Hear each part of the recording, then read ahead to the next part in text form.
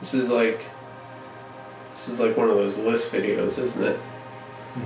10 tips on photography. Videography? Let's do it. Crazy.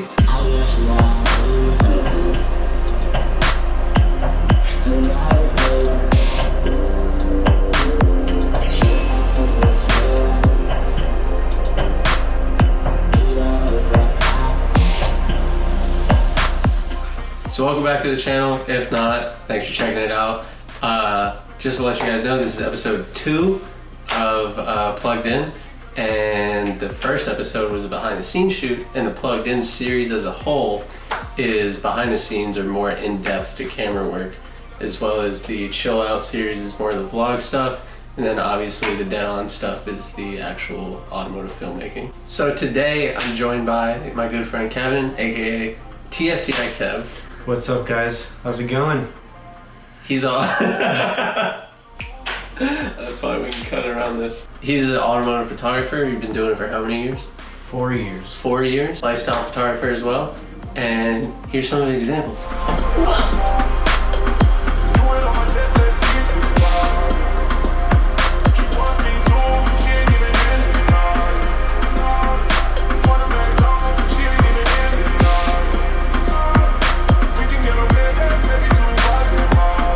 And I'm Alex Burley, the Dead.On guy, the guy who does that stuff right there. Yeah, and here's some of my work right here.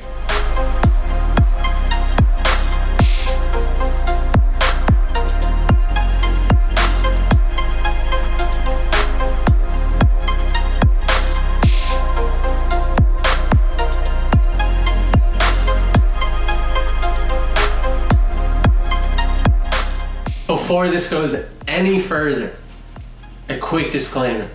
I do not think that I make the best videos in the world. I know I do not. That's a fact. I'm still learning. I'm learning every day. I'm learning every shoot, as should everybody. But these are just opinions. These are just some food for thought, you know? And I don't consider myself a great photographer. There's a lot of great photographers, but I feel like I'm just a rookie. He's pretty fucking good. Check out his shit. I don't know. So we're just gonna get right into it. Obviously, you know why you clicked on the video. We're just gonna start off with tip number 1. Organization. So for organization, you want to make sure that you keep your equipment organized, such as battery, charging your battery the day before or the day of in the morning. Because if you don't, then it pretty much ruins the day, ruins the location, ruins it for the person that you were shooting with, and so on. There's definitely been times where I've shown up to shoots and been like, I gotta go buy a memory card at Best Buy real quick. And it goes pretty much bye-bye. Yeah, the shoot's over at that point. You just ruined everything. Congratulations. These tips might seem a little all over the place, but find what works best for you and all that good shit. But tip number 2 is gonna be from me for videography, camera movement. Now, I've definitely been a victim of this myself. I've definitely done it a lot, and I try to avoid it at all costs, and some of it has to do with setup. But if you're working with a gimbal and all of a sudden your track for your pan is like going smooth and then it adjusts and then continues the track, you don't want that. You want it to just be a completely linear thing, and try your best to edit around that, because I feel that really takes the viewer out of the experience of the video. And all in all, just the smoother track makes for just a cleaner aesthetic look, obviously. Tip number 3, plan out the day. So for example, you always want to make sure that you go on Google Maps, go out and drive, scout a location, because if you don't, you're pretty much out of luck, and it leads you to plan B, and it ruins out for the person that you were shooting with. Yeah, it really ruins their like experience if you're working with like some static guy who's like a 1/4 inch off the ground. You're like, dude, I got this fire spot. Get over these 7 speed bumps. Not everybody has air suspension. Most of the time, air suspension is really expensive, so some people can't afford. Number 4? Okay, tip number 4. I just want to talk about effects real quick. So like, I see a ton of videos that just really rely on effects to make the video cool. And by all means, if that's your style, go ahead and do it. That's just not my personal style. I just feel like you should really put your focus in getting the shots that stand out. And then if you want to go on top of that and put some effects or whatever, transitions, anything in After Effects to really make it crazy, then do it. But when you put just like a little drag and drop effect on some shot that's like kind of average, it just kind of really stands out as like you knew that shot wasn't that great, so you tried to make it better by doing this thing. And you really should just really go for those shots that are stand out and like make the viewer go like, oh shit, what was that? Kind of, I mean, and on top of that, like if you don't get the shot you're looking for, go back, you know, next time if you're like, oh, I want this shot, you try to get it, you get back home, you're like, I didn't get it. You know, next time when you try to do that shot, that you should take it like at least 5 or 6 times to make sure that one of those is usable or a section of one of those is usable, just so you don't end up being stuck with like some garbage. Tip number 5, angles. Angles are super important when it comes to taking pictures. You know, don't just rely on one picture and think it's gonna get you to the next level. Angles are super important because it gets you all these different shots and different perspectives. And if you're not used to shooting one picture, then feel free to get out of your comfort zone. You know, shoot as many pictures as you want. Even if it comes to one picture, take 500 pictures, 100 pictures, as many as you want, and then pretty much just choose them on Lightroom. Yeah, this isn't film, just do as many as you want. Yeah, your camera has a shutter count, but you're probably light years away from that. Just make sure you have a pretty big storage of SD cards. Yeah, that's also helpful. Number 6, I feel like this one's super important, but again, it is a stylistic choice. 24 frames a second, please, for the love of God. I used to shoot 60, and like, I just didn't know, and I thought it looked good, and then I started shooting 24, and now I go back and look at my 60 videos, I'm like, I want to throw up. It's not good. But I mean, if you're shooting like slow-mo, obviously up the frame rate, but I purposely shoot literally everything in 24 just because it's the most natural looking like frame rate. Like, it's what all the movies use. It's like, I don't know, it's like closer to what your eye actually sees. And then especially like in rolling shots when wheels are turning, it's like the perfect amount. And then obviously if you're doing 24 frames a second, your shutter speed should be in like 50, or if you have it 48. Yeah, there is times where like you can change up the shutter speed or change up the frames per second, blah blah blah, for stylistic choices, obviously. But I would say, like, I just got a new iPhone, I put that shit on 24 frames immediately. And all my friends are like, why does it look choppy? I'm like, cause it looks bad. Stupid dummy. What tip are we on, bro? Tip number 7. Tip number 7. So this is like the most important one to me, I think. How important is it? On a scale of 1 to 10? 7. No, 3, 2, 6. But for real, like, story is just like, I feel like everything when it comes to video, because there's so many videos I click on that like are just so unorganized. They're so like, I watch it and I'm just like, what the fuck did I just watch? It's like, so, I don't know if they're in the ending or if they're like in the beginning, in the middle. You need to have a story, because if you don't have a story, then it's gonna go all over the place. It's like your video can look sick, but if it's just like, let's say it starts off, random car pulls into a parking lot, airs out, and then there's 5 minutes of close-ups, and then the video ends with the car airing up and driving off. It's like, yeah, you got it from here to here, but why did it come here to here, you know? Like, I don't know. Especially in my videos, I know a lot of them aren't like super story oriented, but I like to include some sort of script to it, to where like there's a very clear beginning and end. There was like a travel destination, or there was a reason they were in their car, there's a reason why they're going there. I don't know, a lot of them feel like lacking in that. I feel like that's super important. Tip number 8 is editing. Now, editing, when it comes to that, you want to make sure that when you're editing pictures, colors, and doesn't matter what it is, you want to develop your own style. You can't be copying anybody, because if you're copying somebody, then pretty much gonna cause some trouble. Yeah. So who knows what kind of trouble, but it's not gonna be law trouble. Definitely, like, yeah, so you're not gonna get sued over it.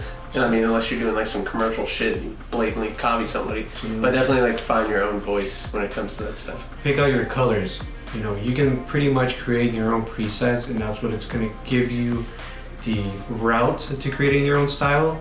So be different, don't be copying anybody, like I said. Yeah, like personally, I create a lot of my own presets, and then I'll add that preset to a photo and then adjust it based on the photo, because I know like this is like my sunny day neutral color preset, and then I'll adjust it to where I want it. So if you're like me and like when you started, you just had no idea what you're doing, take like a photo you like with the colors in the same rough atmosphere as like one of your photos, or take one of your videos in the same like atmosphere and put it next to one of your videos, and just try to replicate that color. Because I feel like the way I learned was by copying someone else's stuff, but it like taught me basically like how to get there, like how to get to certain things. Like I downloaded my friend Anthony Halcyon's LUT pack thing. I dissected it, really tried to like break it down as best I could, and then that really taught me like how to properly adjust my colors to where I was trying to get. Tip number 9, the last thing I'm going to talk about, is gear. Now, this is something that is very important to me because I'm trying to build a camera setup, trying to build a car, trying to do other shit in my life, but expensive gear, more gear, does not make a better video. That's literally, it's just you. The only thing in between the video you're making and the video you want to make is you. It's not the gear. It's not, if I had this thing, that would change everything. Now, obviously, if you're filming on like a potato or something, like obviously, yeah, you might want to upgrade. But for the most part, it's like, no, you have what you need. You don't need the nicest thing to make the best content or the best video or whatever. If you don't have the money for a gimbal, learn to shoot handheld. You can still make great content with handheld videos. There's a lot of videos that I post on Instagram that I do handheld, and people think it's like with a gimbal, but it's literally just multiple points of contact to make it as sturdy as possible, and knowing the limitations of shooting handheld. Everybody started at the bottom, so don't expect that everybody had here. the money to buy crazy equipment, because equipment is very expensive. Yeah, I don't have that crazy of equipment. I made the choice to make the sacrifice. make the investment for like a nicer camera, but like I want a drone, I want lights, I want other stuff. These lights you see behind us, those are $2 Amazon films that I ordered. They're just some colored gels, and then our phones. Yep. My iPhone, his iPhone. They're flashlights just behind my camera. Mm-hmm. That's literally it. Mm-hmm. And then my lamp from my bedroom. So don't think that we're using high-end equipment, because honestly, like you said, 2 iPhones, 2 phones. And that's the exact same thing we use with my RC video that you can see right here. This whole red and blue shoot was me and him with a red and blue gel cover over iPhone lights to just get that more cinematic color. High-end, expensive. Yeah, equipment. So many people were like, bro, those lights are crazy. I'm like, that's my phone. Looking like Star Wars, dude. Yeah, it was pretty stupid.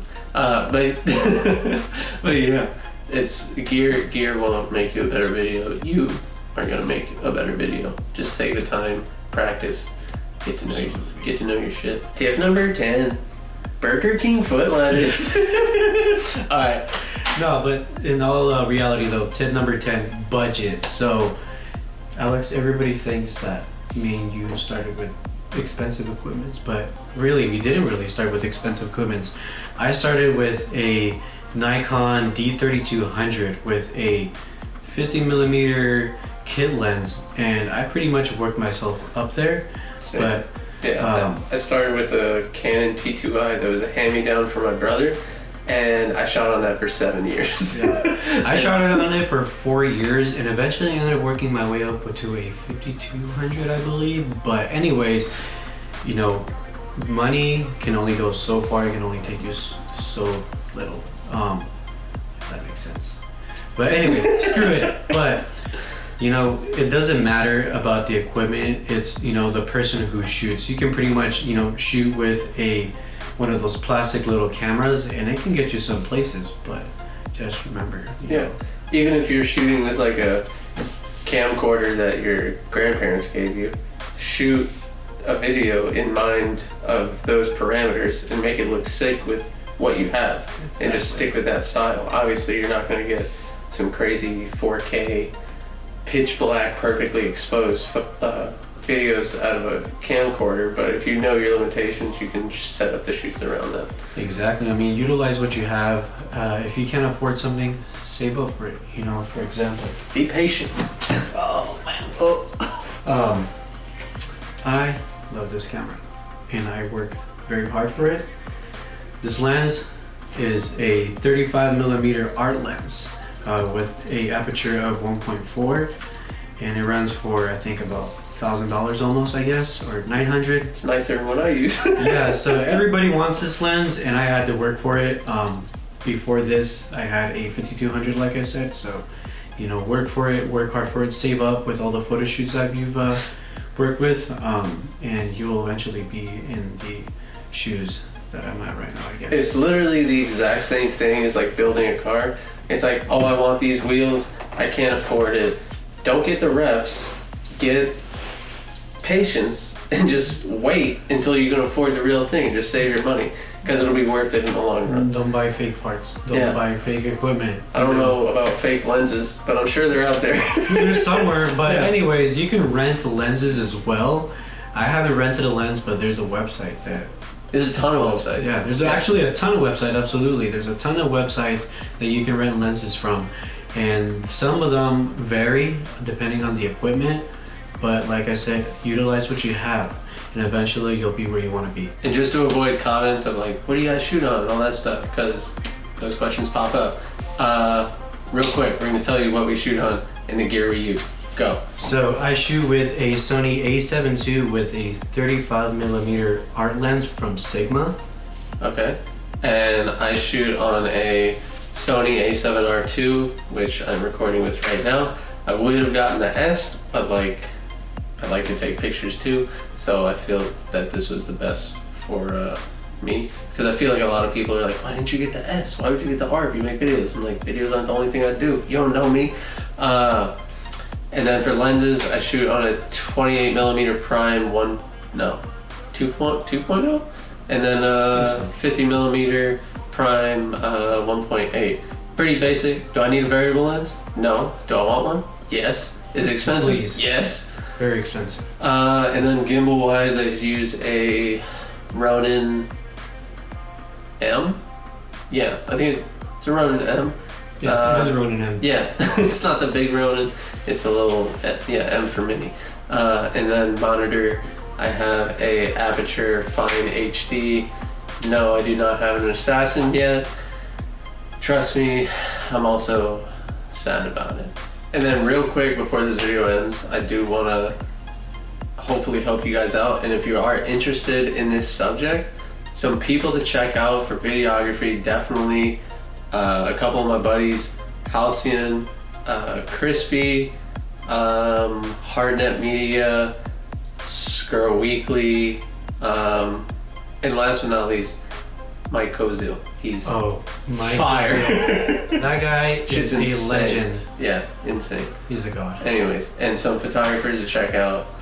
Definitely you want to check out Steven Vanasco. Steven Vanasco is my favorite portrait photographer. Hopefully I get to come across him one day and meet him. Basic Iggy, who's a lifestyle photographer. Clayton Zeches, who is an automotive photographer and a lifestyle photographer as well, and my good friend Craven. Craven and Clayton Zeches are one of my good friends that I personally know and that are photographers, great photographers. Yeah. You guys should definitely check out. Yeah, Craven's crazy. It's just Yeah, nuts. he's good stuff. Yeah, but anyways, those YouTube links and Instagram links will be in the description. And if you like this video, please consider subscribing. Check out the other videos on the channel. Check us both out on Instagram. TFTI Kev. And Alex.Burley. And of course, Dead.On with a big old 0 because someone took Dead.On with an O. And most importantly, just thanks for watching. Thank you guys. Appreciate it. Love Hey. y'all. That was trash.